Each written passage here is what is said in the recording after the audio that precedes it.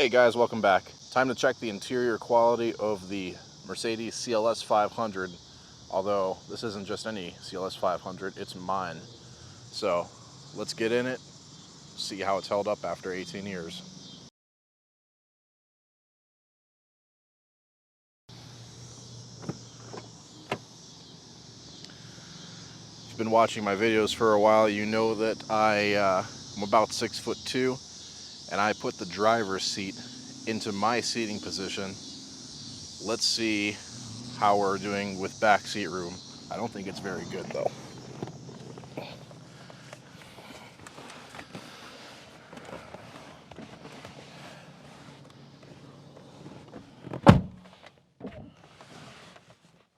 Unfortunately, not very much room at all. My knee is completely crushed right here. The big problem is I have to lean my driver's seat back a little bit. Because I'm 6'2", my head will touch the ceiling, and that's not good. I can't get the seat low enough, so I have to lean the backrest back a little bit in order to sort of kind of fit in this car. And you can see what it does to rear seat occupants. This is very much more of a coupe than a four-door coupe, I guess. Anyway, let's see how it does.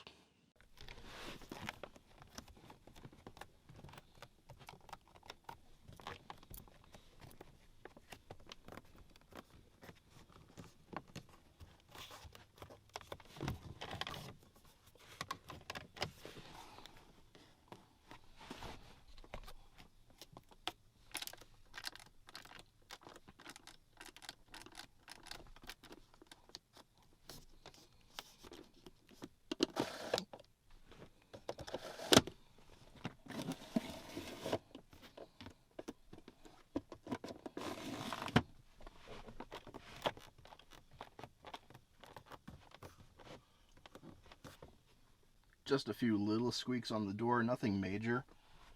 Most of the squeaks are coming from this little climate vent area. But again, nobody's ever going to be in these back seats, so I don't really care that much. I do actually kind of like the fact that this is a 2+2 and there's not a middle seat, because I do like this little console in the middle. It's kind of cool. I like the wood on it. Looks a little bit more fancy, I guess, than 3 seats in the back.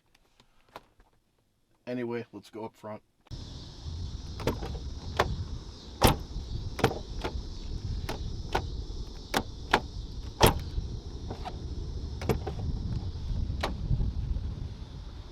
One thing I love about this car, and I think Mercedes does this with all of their two-door cars from back in the day, or at least I know they do it with the CL.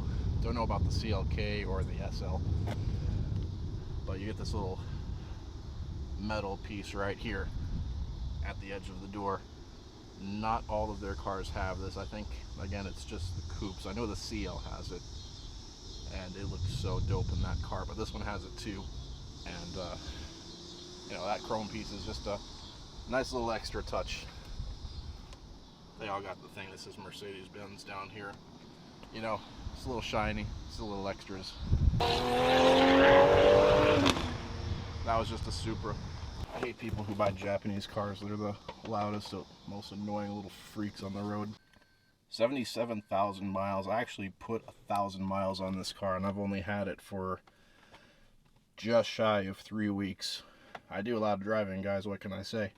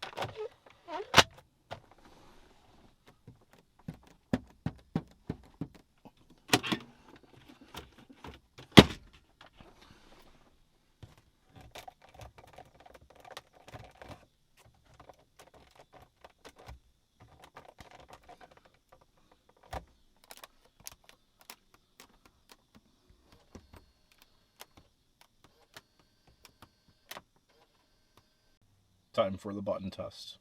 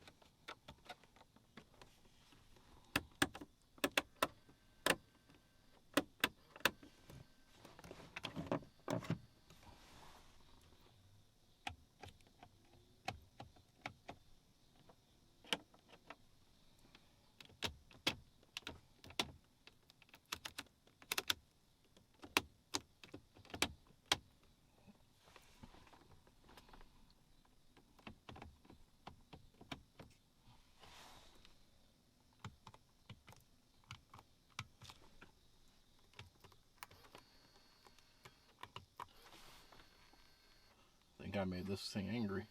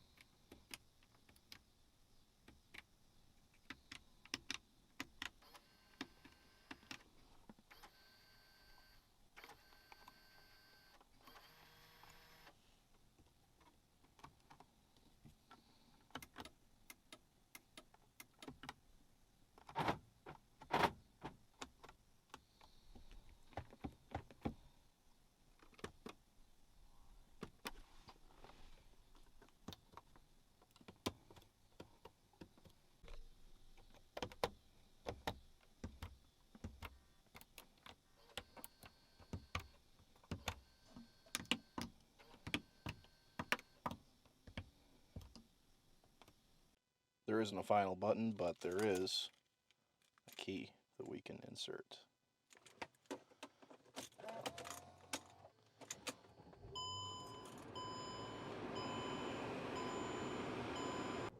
See, now the only lights that come on this car when I turn it on are these lights for the marker lights, but when I go outside and I take a look at all the lights, they all look fine. So I just use the button on the steering wheel to dismiss it, and then I guess it needs washer fluid, and then, yeah, that's it. No other lights to speak of. I don't have to visit the workshop. Well, guys, as far as fit and finish goes, this car was a typical Mercedes. It didn't do the best, but as you guys know, that's not why I bought it. I mean, I don't really care, but you guys do, so let's talk about it. Most of the areas had kind of small to medium squeaks. There wasn't anything crazy bad in here, but it's like it's kind of like a death of a thousand cuts sort of situation. Every area just had a small to medium squeak to it. So yeah, that's about it. I mean, the overhead console wasn't too bad. There was still, a little bit of sound, but not nearly as bad as some of the new ones. And then some areas on this wood here was pretty solid. The wood in newer Mercedes is actually one of the squeakiest parts, but this wood wasn't too squeaky. I noticed that about older Mercedes from this era, like the SL was like this, where the wood wasn't too squeaky. That was the I think that was the R230 SL. I forgot which one that was, but yeah, wood wasn't too bad. Everything else squeaked a little bit though. So as far as a score goes, I'd give it a 6 out of 10. Just like any other Mercedes, but I can forgive this car because it is 18 years old.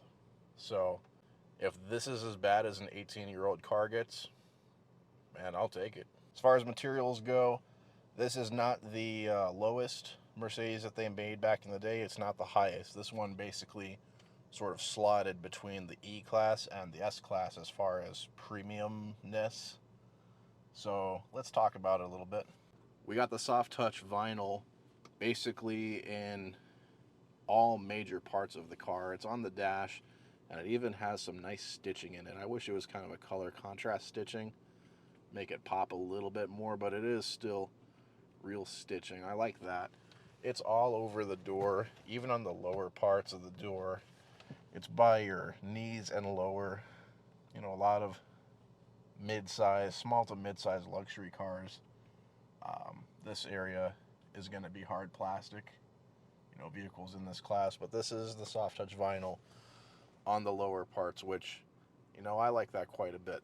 And then we have this wood in here. This car did not come with a wood steering wheel, which kind of bugs me. I told you about that.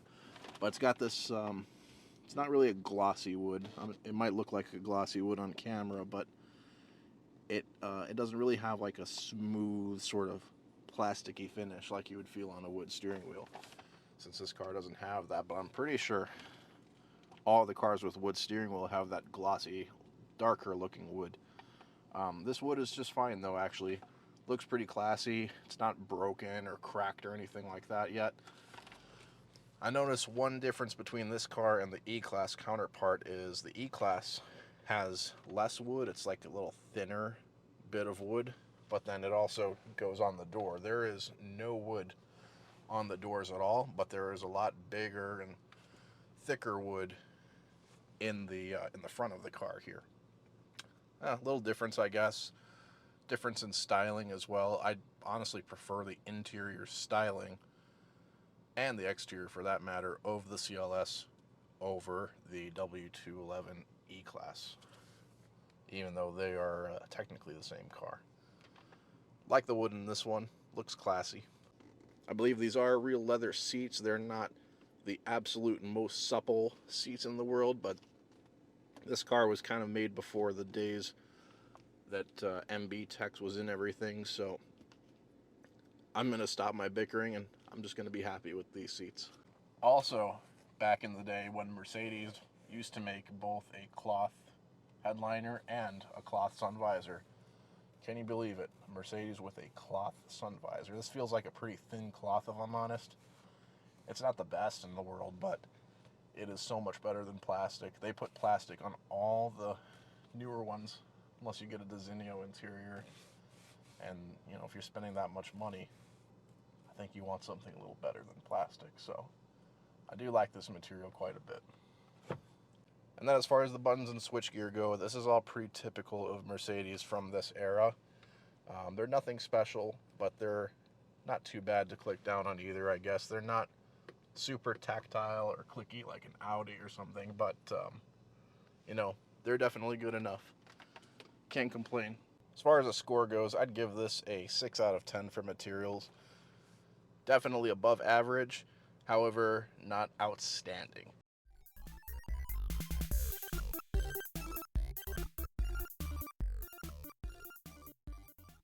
Again, had this car for just under 3 weeks, and it's been okay so far. It doesn't handle as good as the CT6. It does not feel as tight. It doesn't take bumps as well as the CT6 at high speed, especially when on a long sort of sweeping turn. The air suspension does get a little bit upset in the mid-corner bumps compared to the CT6's magnetic ride control. But on normal streets in a straight line, this car takes bumps pretty good. I'd say about the same as the CT6. But it's a comfy ride, you know. If I had this car back in 2006, I'd be a freaking baller.